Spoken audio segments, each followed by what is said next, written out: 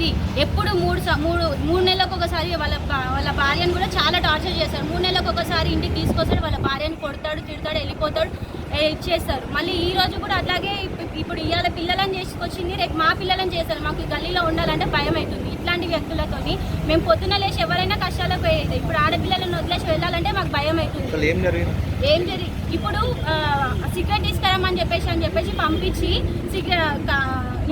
ఇంట్లోకి తీసుకెళ్ళి వాళ్ళ బాబాయ్ అంటే చాలా భయం. ఆ పిల్లకి చిన్న పిల్ల, ఆ పిల్లని బాబాయ్ అంటే భయం అని చెప్పేసి మీ బాబాయ్కి చెప్తాను, ఇప్పుడు ఇది నాతో చేయకపోతే మీ బాబాయ్కి చెప్పి కొట్టిపిస్తా, మీ ఇంట్లో ఎవరికి చెప్పినా నిన్ను కొట్టిపిస్తా అని చెప్పేసి వాళ్ళ బాబాయ్ భయం పెట్టుకొని ఆ పిల్లని వాళ్ళ ఇంట్లో ఎవరు లేరు, మధ్యాహ్నం పూట ఎవరు ఉన్నారు, అందరు పనులకే పోతారు సార్. ఇది లేబర్ ఏరియా, అందరు పనులకే వెళ్తారు. మార్నింగ్ లేస్తే పొద్దున్న నుంచి సాయంత్రం వరకు అందరు కష్టాలు చేసుకునే వాళ్ళే ఉన్నారు.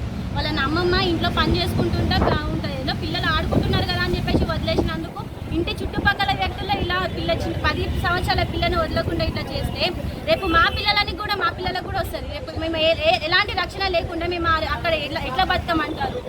ఇట్లాంటి వాళ్ళు ఉంటే మా పిల్లల్ని ఎలా వదిలేసిపోమంటారు? ఇప్పుడు వాడిని మాత్రం శిక్షించాలి. ఇవాళ ఒకటి పోయింది, 2 అయింది. ఇప్పుడు ఇన్ని రోజుల నుంచి ఎన్నో సంఘటనలు అవుతున్నాయి, అయినా ఇట్లాంటి వాళ్ళని వదలట్లేదు. ఏదైనా గవర్నమెంట్ ఇప్పుడు ఈ పిల్లలని ఇట్లా చేయకుండా ఇట్లాంటి వాళ్ళని బాగా